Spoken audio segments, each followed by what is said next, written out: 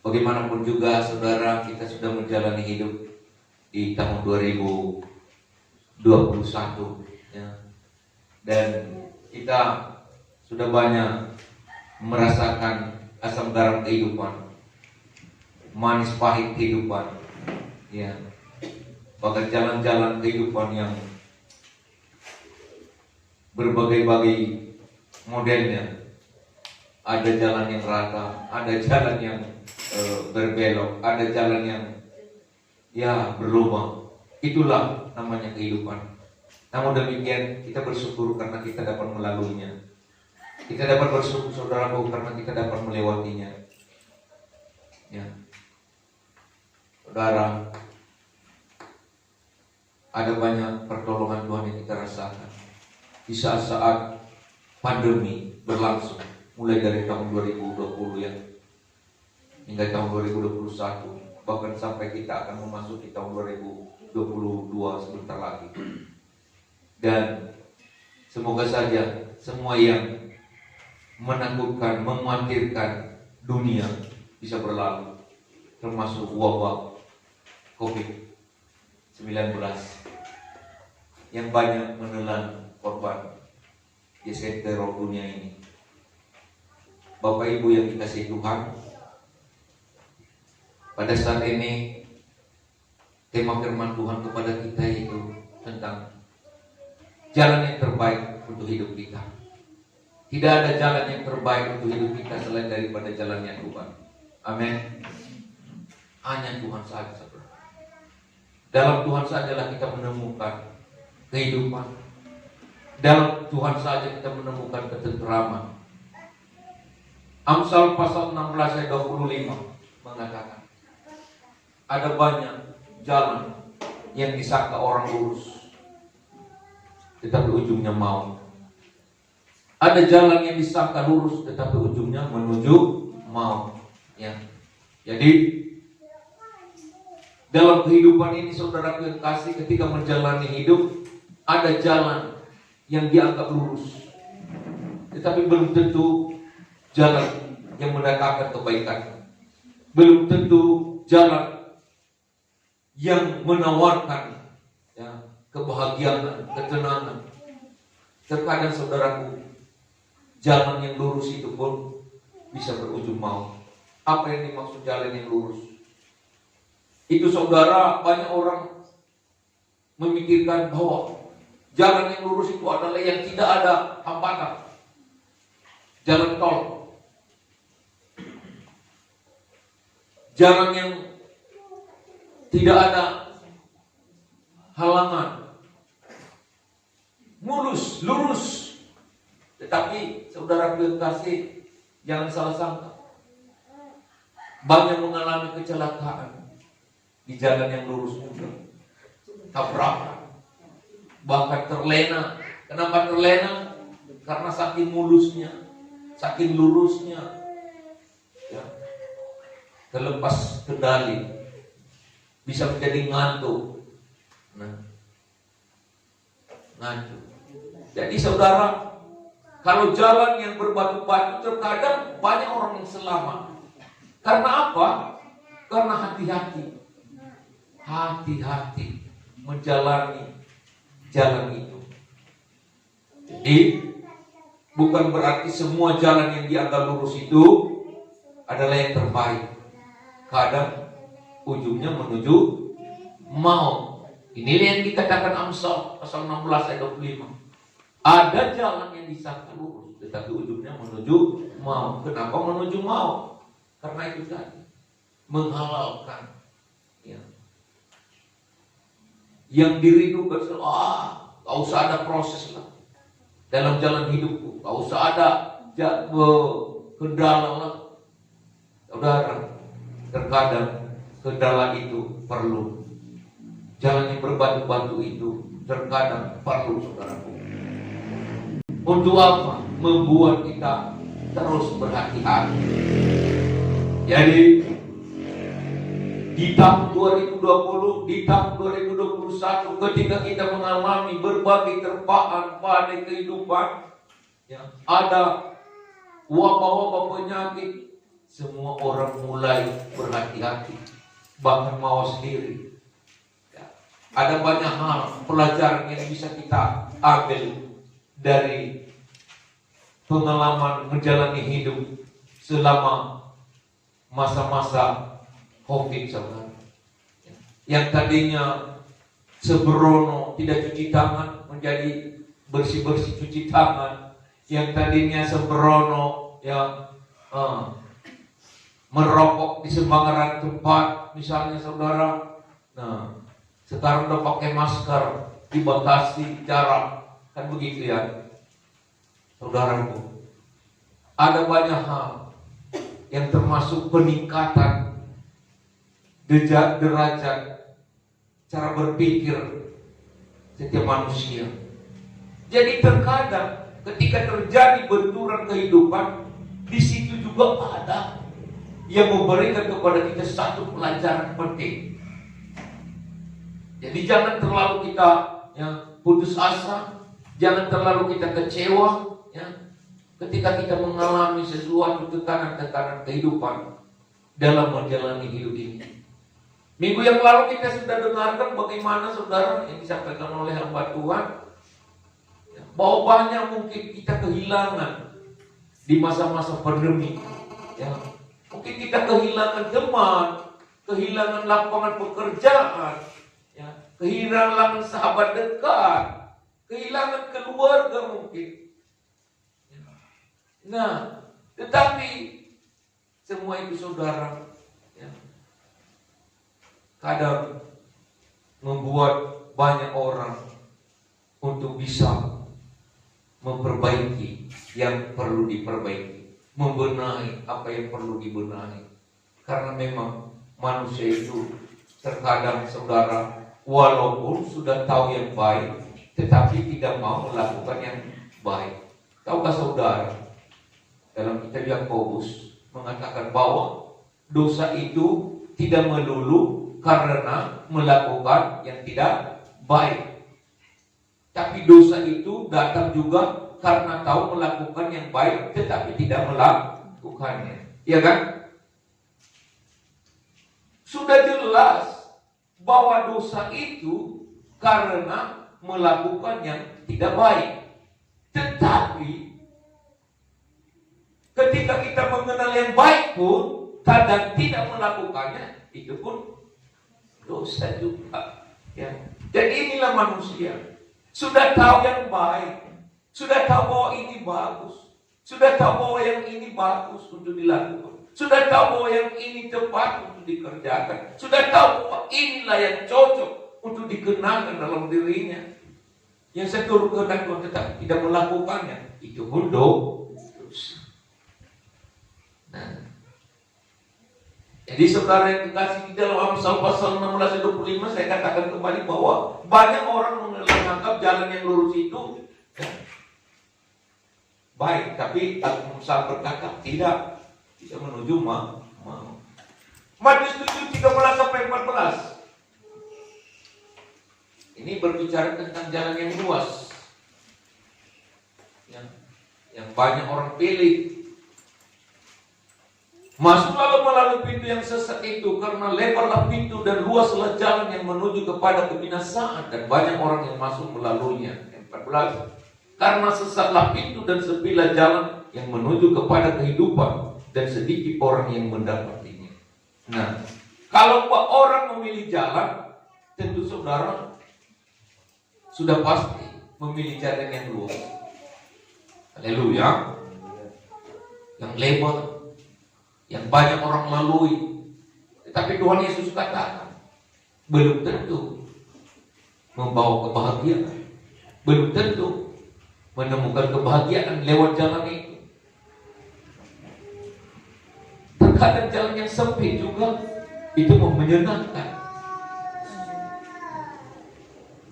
Dan masuklah melalui jalan yang sempit itu. Apa itu jalan yang sempit? Adalah jalan yang mungkin sulit untuk diikuti orang. Dalam mengikut Tuhan ini, saudaraku yang kasih, bisa digolongkan sebagai jalan yang sulit. Karena mudah. Mendengar firman Tuhan itu mudah. Membaca firman Tuhan itu mudah. Datang ke gereja itu mudah. Tetapi yang tidak mudahnya mengikutinya. Inilah yang dikatakan jalan yang sempit. Ada banyak orang yang menawarkan jalan yang luas, jalan yang lebar. Itulah maka di sana ke sana orang berbondong-bondong. Tetapi saudaraku, kalau mau menemukan Yesus, kalau mau menemukan anugerahnya, kalau mau menemukan janji-janjinya, kalau mau menemukan mujizat-mujizatnya, rahmatnya, jalani jalan yang ditetapkan Tuhan. Memang agak sulit. Mengapa sulit? Ya karena kita ini kan sudah dibiasakan dengan menggampangkan segala hal, menggampangkan segala cara. Maunya sudah jalani hidup saya ini, maunya nggak usah ya susah-susah amat lah. Apa yang diinginkan langsung jadi, seperti hidup lampu ya, seperti lampu Aladin ya. Yang ketika digosok keluar jin. Lalu kepada jin itu ditanya, ya, jin itu bertanya, kamu mau apa, Bung? Saya mau jalan-jalan ke Jakarta, ya, mau ke Taman Impian Indah, mau lihat-lihat panorama keindahan di Ancol. Kemudian nanti setelah itu saya mau jalan-jalan ke Secarua, di Taman Safari di sana, mau lihat ya binatang yang unik-unik. Kan begitu ya. Jadi saya mau ke sana. Kapan? Sekarang ini. Baiklah. Datang jin Aladin tadi saudara, ya, didatangkannya sebuah tikar. Tiba-tiba tikar naik, lalu mereka terbang. Udah sampai ke Taman Impian Indah di Ancol. Kan begitu. Tidak seperti itu saudara. Ya, itu jalannya gampang. Jadi kalau mau naik sana ya tabung dulu uang, ya beli tiket, naik pesawat, itu kan proses. Nah ini kadang-kadang yang manusia tidak suka. Maunya yang gampang aja, maunya yang sekarang aja, maunya yang instan aja. Ya. Terkadang proses itu penting saudara. Haleluya. Proses itu penting. Saya selalu kagum dan belajar tentang kehidupan Yusuf di dalam Alkitab. Mungkin kalau kita berpikir-pikir, kehidupan Yusuf itu memiliki mimpi-mimpi yang indah. Tahu saudara bahwa Yusuf itu memimpikan mimpi yang indah. Dia ceritakan kepada bapak dan ibunya, dan didengar oleh saudara-saudaranya, bahwa satu waktu nanti, ya, aku akan seperti ini. Aku bermimpi ayah, ya. Dan mimpiku seperti ini. Apa katanya? Udah gak usah cerita seperti itu. Tetapi bapaknya dia katakan menyimpan arti mimpi itu, bahwa suatu waktu Yusuf ini nanti akan menjadi orang yang terkenal, menjadi ya orang penting, memiliki popularitas kehidupan. Nah, kenyataannya yang dialaminya, yang dijalaninya saudara dalam hidupnya sungguh bertolak belakang. Kenapa saudaraku? Pada suatu waktu ketika abang-abangnya sedang menggembalakan domba-domba, menggembalakan ternak ayahnya, ayahnya menyuruh untuk mengantarkan makanan kepada mereka. Ternyata ketika dia sampai, rupanya saudara-saudaranya yang iri hati itu hanya karena cerita mimpinya yang indah itu, lalu dia diikat, dimasukkan ke dalam sumur tua. Jika cerita saudaraku yang kasih, sampai mereka jual adik mereka yang namanya si Yusuf ini. Si Yusuf sampai ke tangan Potifar yang memang membelikan budak untuk dipekerjakan, diperhambakan di dalam rumah mereka masa-masa itu. Karena dulu manusia itu saudara tidak ada arti hidupnya. Karena masa-masa hukum rimba, siapa kuat dia berbuat, siapa hebat dia senang. Orang-orang yang tergolong rendah bisa menjadi budaknya. Tidak ada pertimbangan kemanusiaan. Soalnya hukum riba. Nah, singkat cerita, Yusuf dibeli, jatuh ke tangan Potifar, pengawal sang raja. Dan di sana saudaraku yang kasih, dia dilindungi oleh Tuhan, diberkati oleh Tuhan. Rumah Potifar juga diberkati oleh Tuhan ketika dia ada di sana. Lalu saudara yang kasih, dia kena fitnah, masuk penjara. Bayangkan kalau kita pikir-pikir, apakah mimpinya yang indah itu bisa menjadi kenyataan? Tidak. Tidak menjadi kenyataan kalau dipikir-pikir secara logika, secara akal manusia. Tetapi rencana Tuhan itu tetap jadi. Satu hal yang kita kagum kepada si Yusuf, dia tetap berpaut kepada Tuhan, mengikat erat hubungannya dengan Tuhan. Dia tidak pernah melanggar apa yang Tuhan inginkan untuk dilakukannya. Dia tetap setia kepada Tuhan. Dia tetap menjaga kesucian hidupnya. Dan Tuhan itulah mengangkatnya. Ada saja jalannya. Ada saja jalannya. Tuhan menyatakan kepadanya pembelaan, menyatakan kepadanya pertolongan, menyatakan kepadanya pengangkatan menjadi Perdana Menteri di negara Mesir. Amin, saudara. Jadi ketika kita mengalami proses jalan kehidupan, jangan pernah kita kecewa dan mengatakan, bagaimana aku ini? Hidupku kok seperti ini? Kenapa harus seperti ini? Apakah ayah ibuku tidak memperdulikan dan tidak memperhatikan aku? Apakah sahabat-sahabatku dan teman-temanku sudah menjauhi aku? Kenapalah penderitaan ini begitu kejam menggerogoti aku? Mungkin ada yang berkata seperti itu. Saya katakan kepada saudara, jalanilah hidup itu. Jalanilah hidup itu seturut apa yang dikehendaki Tuhan. Dan ingat, satu saat nanti indah pada waktunya. Amin. Saudara yakin? Indah pada waktunya. Itulah kehidupan Yusuf. Indah pada waktunya. Ada waktunya yang tepat. Tuhan tidak memberikan kepada kita suatu berkat terlalu dini, karena mungkin dia tahu siapa kita. Mungkin ketika kita langsung menerima suatu berkat yang melimpah, bisa kita seperti anak-anak yang tidak bisa menjaga yang berkat yang melimpah itu. Mungkin bisa kehilangan secepat itu. Tetapi Tuhan tahu tepat pada saatnya, tepat pada waktunya. Amin. Yang penting kita tetap bertumbuh dan dewasa di dalam Tuhan. Sebagaimana firman Tuhan yang telah kita pernah kita dengarkan. Ketika kita sudah tahu, kita sudah dilihat oleh Tuhan bertumbuh dan dewasa di dalam Tuhan, maka Dia bisa mempercayakan kepada kita apa yang bisa Dia percayakan.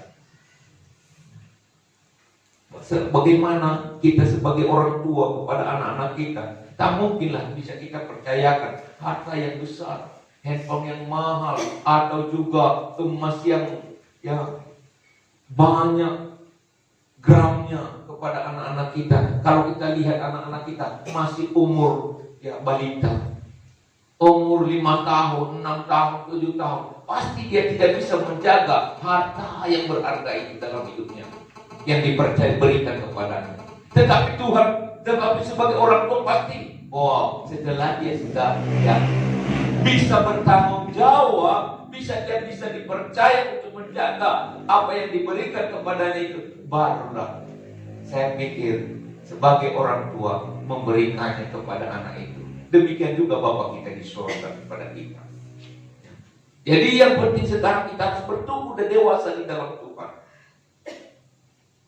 Dan Alkitab katakan di dalam Yohanes 15 ayat 2, yang bertumbuh dan menghasilkan buah itu tadi ciri-ciri orang yang sudah dewasa pasti menghasilkan buah. Maka ku bersihkan, haleluya, setiap ranting padaku yang tidak berbuah dipotongnya, dan setiap ranting yang berbuah dibersihkannya supaya ia lebih banyak berbuah. Jadi orang yang sudah dewasa itu pasti menghasilkan buah. Yang belum dewasa itu tak mungkin, saudara. Betul. Kalau tanaman itu, saudara, ya, belum pas, belum matang dia, nggak berbuah. Ya. Tapi kalau udah berbuah dia itu kadang sudah dewasa. Amin. Haleluya. Ya, saya lihat juga jemaat-jemaat di tempat ini, wah, sudah mulai dewasa. Amin. Dan mau makan makanan keras. Kalau orang yang tidak dewasa tidak mau makan makanan keras, hanya mau makan makanan lembek, maunya hitam-hitami, mau kayak disanjung-sanjung. Ada jenis ikan yang suka menggembung saudara. Nah, apa nama ikannya itu saudara?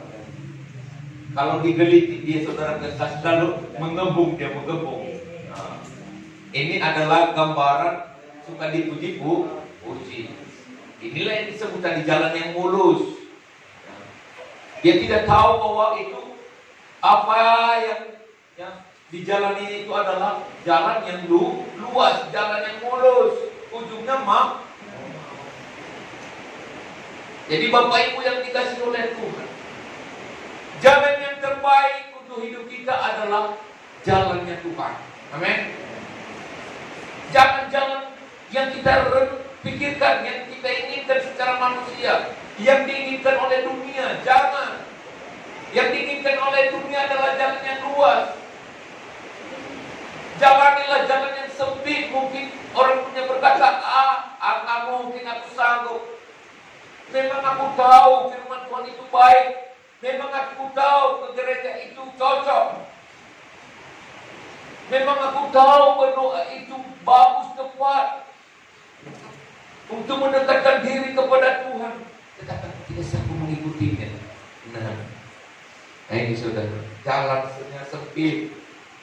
Kalau mereka memilih jalan yang luas, tetapi Alkitab katakan bahwa menuju kebinasaan. Yesaya 55, 6 dan 9 sampai 9.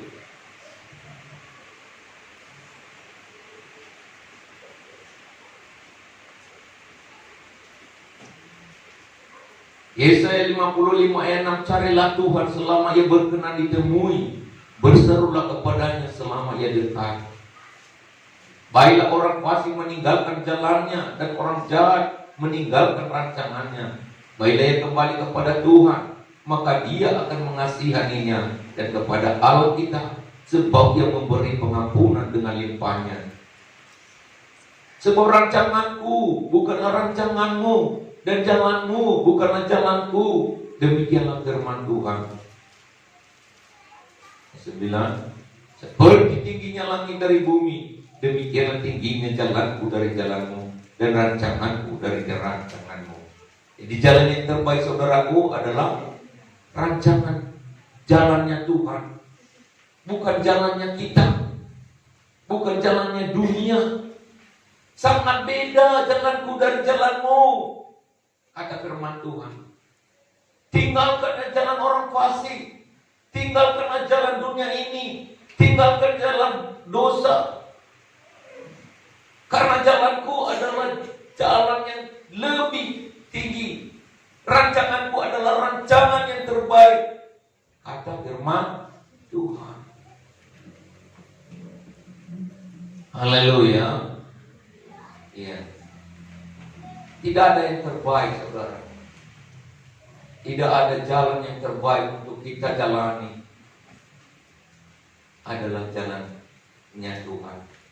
Yang mungkin saudara, seperti yang tadi awal saya katakan, mungkin ada nampak-nampaknya proses berbatu-batu, ya, kayaknya sulit melaluinya, kadang membosankan, sama seperti orang Israel di padang gurun. Kenapa mereka terus bersungut-sungut? Ya, karena mereka selalu ingat, ya, mentimun, bawang merah, ikan yang ada di Mesir, selalu menoleh ke belakang. Jangan, saudara. Kalau sudah kita tinggalkan hidup kita yang lama, jangan lagi saudara kembali ke hidup yang lama itu. Kalau kita sudah kuburkan hidup kita yang lama, jangan lagi dimunculkan, saudaraku.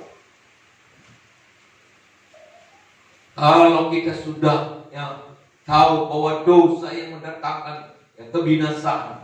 Jangan lagi tanam lagi, saudaraku. Tuhan kita adalah Tuhan yang luar biasa. Yesus Kristus itu adalah juru selamat, jalan satu-satunya yang terbaik. Dalam Yohanes pasal 14 ayat 6 dikatakan, Akulah jalan kebenaran, Akulah jalan kehidupan, Akulah jalan yang membuat sampai kepada Bapa. Tidak ada yang sampai kepada Bapa tanpa melalui Aku. Kata Yesus kepadanya di dalam Yohanes 14 ayat 6, Akulah jalan dan kebenaran dan hidup. Tidak ada seorang pun yang datang kepada Bapa kalau tidak melalui Aku. Jadi jalan yang terbaik ada di dalam Yesus Kristus. Haleluya. Iya. Kalau mau mencari kebenaran, ada dalam Yesus. Kalau mau mencari kehidupan, ada dalam Yesus. Kalau mau ke rumah Bapa di surga, mau ke surga, ada dalam Yesus. Miliki Yesus, temukan Yesus, jangan lepaskan Dia. Taruh dalam kehidupan kita, saudara.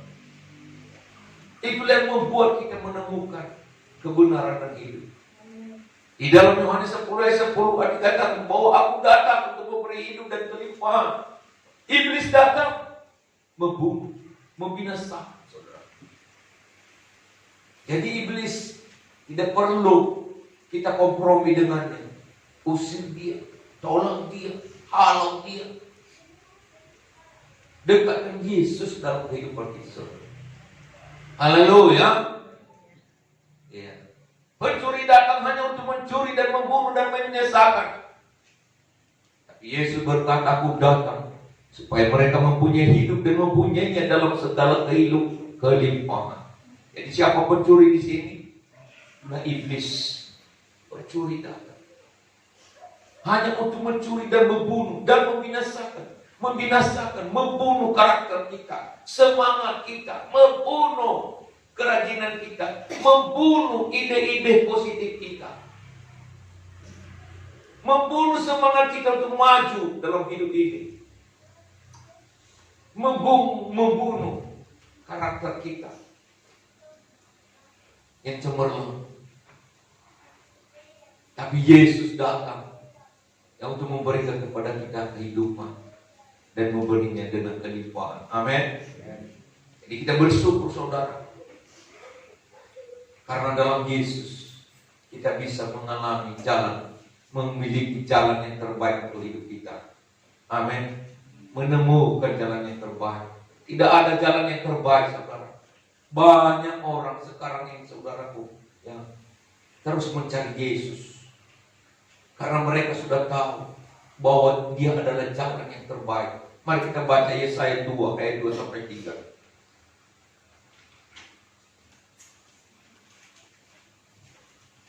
Yesaya pasal 2 ayat 2 dan 3. Akan terjadi pada hari-hari yang terakhir, gunung tempat rumah Tuhan akan berdiri tegak di hulu gunung-gunung dan menjulang tinggi di atas bukit-bukit. Segala bangsa akan berduyun-duyun ke sana. Dan banyak suku bangsa akan pergi serta berkata, Mari kita naik ke gunung Tuhan, ke rumah Allah Yakub, supaya Ia mengajar kita tentang jalan-jalannya, dan supaya kita berjalan menempuhnya. Sebab dari Sion akan keluar pengajaran dan firman Tuhan dari Yerusalem. Nah, kita dengar akhir-akhir ini, suku-suku bangsa, banyak suku-suku bangsa berduyun-duyun datang kepada Yesus, mencari pengajarannya, dan mengatakan, hanya di dalam Dia kita menemukan jalan kehidupan. Haleluya. Manusia yang datang kepada Yesus, saudara. Haleluya. Berbondong-bondong, berduyun seperti ini, dikatakan bahwa zaman akhir-akhir katanya banyak suku-suku bangsa mencari keselamatan bagi kehidupannya. Karena jalan keselamatan itu, saudaraku, tidak ada di bawah kolongan langit ini selain di dalam Yesus Kristus. Di mana tertulis itu ayat hafalan. Hafal itu, saudara, supaya saudara tidak silap, supaya saudara selalu ingat. Di dalam Kisah Para Rasul 4 ayat 12 dikatakan bahwa di bawah kolong langit ini tidak ada nama lain yang olehnya manusia diselamatkan kecuali hanya di dalam Yesus Kristus. Haleluya. Dan keselamatan tidak ada di dalam siapapun juga selain di dalam Dia. Sebab di bawah kolong langit ini tidak ada nama lain yang diberikan kepada manusia yang olehnya kita dapat diselamatkan. Jadi pada zaman terakhir, Yesaya 2 ayat 2 sampai 3 tadi yang dikatakan tadi bahwa suku-suku bangsa berbondong-bondong, berduyun-duyun datang ke Sion mencari pengajaran.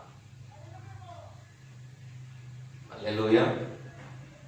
Banyak mencari pengajaran untuk menjadi pedoman kehidupan, menjadi pegangan kehidupan, supaya diselamatkan. Saudaraku, jadi jangan tinggalkan Tuhan. Jangan tinggalkan Tuhan. Tuhan kita, Tuhan yang hidup. Sebelum Dia lahir, Dia sudah dinubuatkan bahwa Dia akan lahir. Dan Dia yang mati, dalam 3 hari Dia bangkit. Sesudah bangkit Dia naik ke surga. Semua kita mengakui hal itu, saudara. Saya bangga memiliki Yesus. Saya percaya semua saudara bangga memiliki Yesus. Yesus Kristus adalah yang menjelma menjadi manusia dan telah menjadi firman. Itu maka dikatakan saudara, firman itu telah menjadi manusia. Saya dengar tadi ada yang menyanyikan lagu ini, firman jadi manusia. Betul, firman telah menjadi manusia dan ada di antara kita. Luar biasa, haleluya. Di musim-musim perayaan Natal bulan 12 ini saudara, sering dikumandangkan tentang Yesus Kristus. Dia telah menjadi manusia, ada di antara kita. Dan firman itu saudara bersama-sama dengan Allah sejak semula. Haleluya. Berfirmanlah Allah, jadilah. Jadi oleh Dialah segala sesuatu telah dijadikan. Tanpa Dia tidak ada apapun yang ada. Jadi Dia adalah Alfa dan Omega yang ditulis dalam kitab Wahyu. Dia itu yang awal dan yang akhir. Hakim di dunia dan juga hakim di akhirat. Jadi kalau Dia adalah Yesus Kristus, yang memegang tampuk kekuasaan di surga, di dunia dan di atas segala-galanya, kenapa kita harus mencari yang lain? Saya bangga memiliki Dia. Boleh banyak gereja, boleh banyak agama, boleh banyak nabi, tetapi juru selamat hanya satu, Yesus Kristus. Amin. Iya, tidak salah banyak agama, tidak salah banyak penasehat, pengajar-pengajar, tetapi juru selamat hanya satu, yaitu Yesus Kristus, Tuhanku dan Tuhan kita semua. Amin. Haleluya. Ya, kita bersyukur telah kita hidup di dalam Dia.